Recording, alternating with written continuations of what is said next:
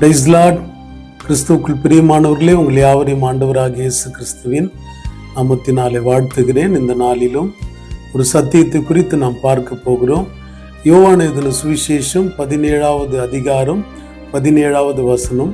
உம்முடைய சத்தியத்தினாலே அவர்களை பரிசுத்தமாக்கும், உம்முடைய வசனமே சத்தியம். பிரியமானவர்களே, உமது சத்தியத்தினாலே அவர்களை பரிசுத்தமாக்கும், உம்முடைய வசனமே சத்தியம். பிரியமானவர்களே, இந்த வேத வசனங்களை நாம் அதிகமாக வாசிக்கிறோம், இதை நாம் கை கொள்ளுகிறோம்.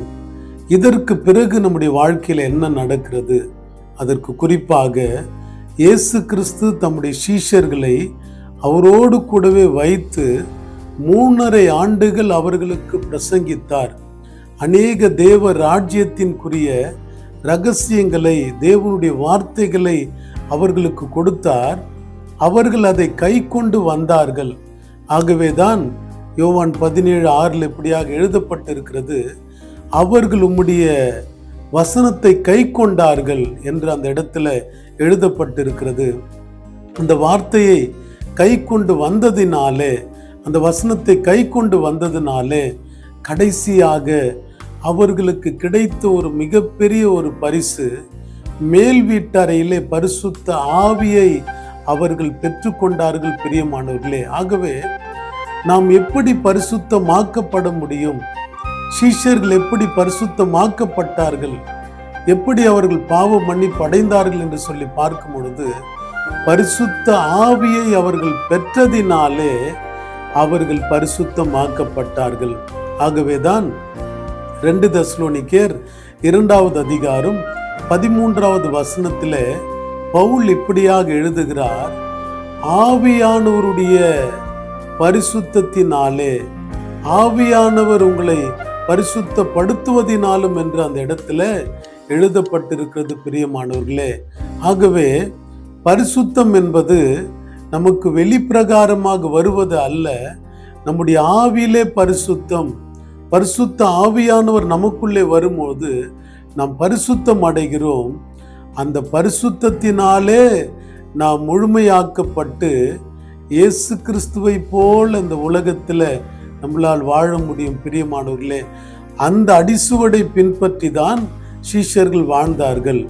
அதே நம்ம பார்க்கும் பொழுது 1 பேதுரு 1வது அதிகாரம் 2வது வசனத்தில் இப்படியாக எழுதப்பட்டிருக்கிறது, அங்கேயும் ஆவியானவருடைய பரிசுத்தமாக்கப்படுதல் என்று சொல்லி. பிரியமானவர்களே, நாம் எப்படி பரிசுத்தமாக்கப்பட முடியும்? பரிசுத்த ஆவியானவர் நமக்குள்ளே வரும்போதுதான் நாம் பரிசுத்தமாக்கப்பட முடியும். யார் பரிசுத்தவான்கள்? பரிசுத்த ஆவியை பெற்றவர்களே பரிசுத்தவான்கள். ஆகவே ஆவியானவர் நம்மை பரிசுத்தமாக்குகிறார்.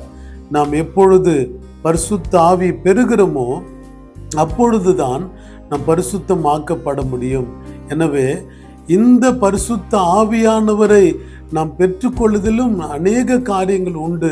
பிரியமானவர்களே, இன்றைக்கு மாம்சத்தில் ஏற்படுகிற உணர்வுகளை வைத்து அவர்கள் பரிசுத்த ஆவியை பெற்றுவிட்டார்கள் என்று சொல்லுகிறார்கள்.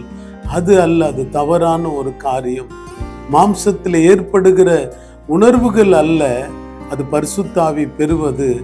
நம்முடைய ஆவியிலே கலக்குறுதல், நம்முடைய ஆவியிலே தேவனுடைய ஆவி வருகிறது. ஆகவேதான் ரோமர் 8:14 எப்படியாக நாம் வாசிக்கிறோம், எவர்கள் தேவனுடைய ஆவினாலே நடத்தப்படுகிறார்களோ அவர்கள் தேவனுடைய புத்திரராய் இருக்கிறார்கள். நாம் எப்படி தேவனுடைய பிள்ளைகள் ஆக முடியும்?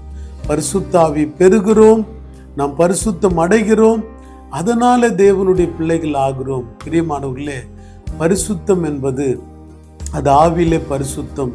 இன்றைக்கு அநேகர் பரிசுத்தம் அடைந்து விட்டோம் என்று சொல்லுகிறார்கள். கிறிஸ்தவத்தில் பார்க்கும் பொழுது ஏதோ ஒரு சுய ஒழுக்க கட்டுப்பாடுகளை வைத்து ஏதோ அவங்க ஒழுக்கமாய் நடக்கிறார்கள் என்று சொல்லி, அல்லது புறம்பான ஒரு பரிசுத்தத்தை வைத்து அவர்கள் அவங்களுடைய நடக்கை வைத்து நாங்கள் பரிசுத்தம் ஆகிவிட்டோம் என்று சொல்லுகிறார்கள்.